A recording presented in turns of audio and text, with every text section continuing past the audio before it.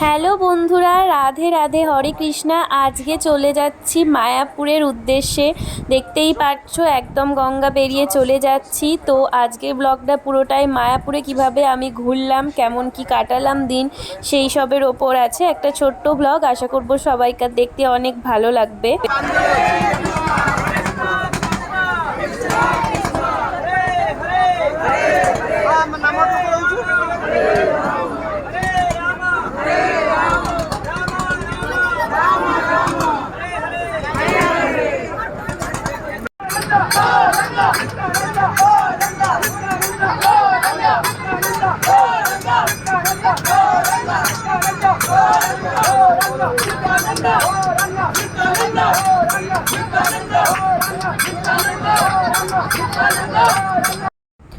তো হরে কৃষ্ণের নাম শুনতে শুনতে একদমই আমি লঞ্চ থেকে পৌঁছে যাব কৃষ্ণের কাছে।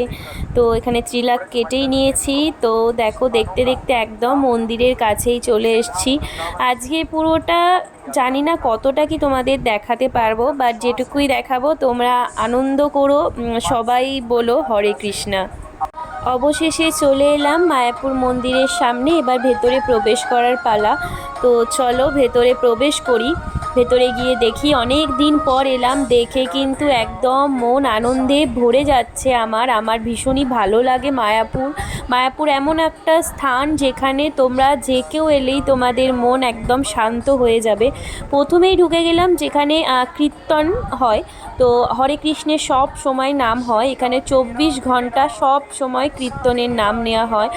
আর এখানে দেখতেই পাচ্ছ গৌরাঙ্গ। তো খুবই ভালো লাগছে আমার। এখানে আমি কাছ থেকে তুলতে পারিনি, ছবি নিষিদ্ধ ছিল তোলা। আর এই জায়গাগুলোই, ফুলগুলো এত সুন্দরভাবে ফুটে আছে, দেখে একদম মন আনন্দে উৎফুল্লিত হয়ে যায়। তো দেখো, এখান থেকে বাইরে থেকে তোমাদের মন্দিরটা দেখাচ্ছি। তো এই ভেতরটাতে, এই মন্দিরের ভেতরটাতে তো আমাদের ফোন নিয়ে যাওয়া অ্যালাউ না, অন্যটাতে অ্যালাউ। তো সেই জন্য এখানে তো মোবাইল ভেতরে কি হয় সেটা দেখাতে পারবো না আমি। শ্রী প্রভুপাদ আছেন এই মন্দিরের ভেতরে, তো কিছু মেমোরিজ আছে ওনার, তো সেটাই। আর মন্দিরটা তো খুবই ভালো লাগে সব সময়ের মতো।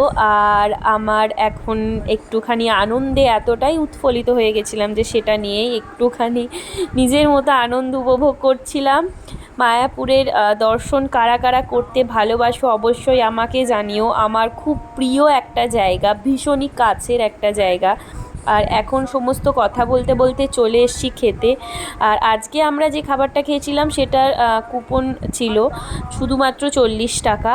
তাতে এত ভালো ভালো খাবার, এত পরিষ্কার পরিচ্ছন্নতা, যেটা দেখলে সবাইকারই ভালো লাগে। এটাই হচ্ছে একটা মানে ঠাকুরের স্থানে, কৃষ্ণের স্থানে এত পরিষ্কার পরিচ্ছন্ন, যেটা দেখে সবাইকারই ভালো লাগবে। প্রথমেই শুরু হয়েছিল খিচুড়ি ভোগ দিয়ে, আর গ্লাস পাতা তো দিয়েই দিয়েছে। আর দেখতেই পাচ্ছ ভোগটা এত ভালো খেতে হয়েছিল, মানে খুবই ভালো, এত মানে কি বলবো, জাস্ট বলে বোঝাতে পারবো না। আর এখানে তো সবাই অনেকেই জানো খাবার দেওয়ার নিয়মটা কেমন। তো দিয়ে এখানে সাদা ভাত দিয়ে দিয়েছিল।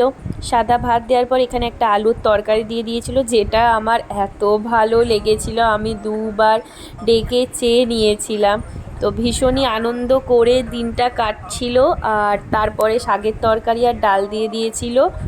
সেটা খেয়েই আমরা একটু হাঁটতে হাঁটতে চলে গেলাম গোশালাতে। আর গোশালাতে একটুখানি অপেক্ষা করার পরই এত দেখলাম গরুগুলো সব।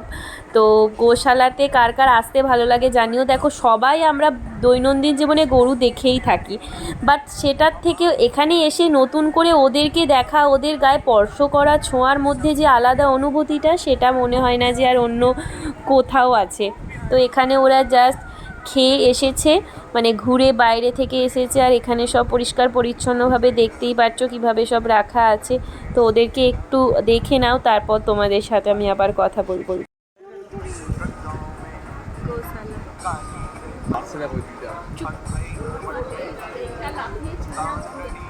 রাধে রাধে, রাধে রাধে, রাধে রাধে, राधे राधे, राधे राधे, प्रेम गली में, राधे राधे, राधे राधे, राधे राधे, किसी घाट पे, राधे राधे, जीवन जी में, राधे राधे, बंशी बट पे, राधे राधे।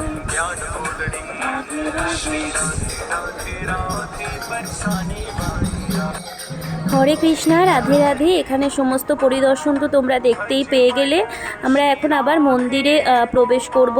নতুন মন্দির খুলে গেছে সমস্ত দর্শনার্থীদের জন্য, কিন্তু সেখানে কোনো ঠাকুর সেভাবে এখনও প্রবেশ করানো হয়নি। যেটা আমি সবাইকার মুখ থেকে শুনলাম, সেই তথ্যই তোমাদেরকে জানালাম। তো ব্যাস, আজকের ভিডিওটা এতটাই। আর একটা সুন্দর মুহূর্ত তোমরা একটু দেখে নাও।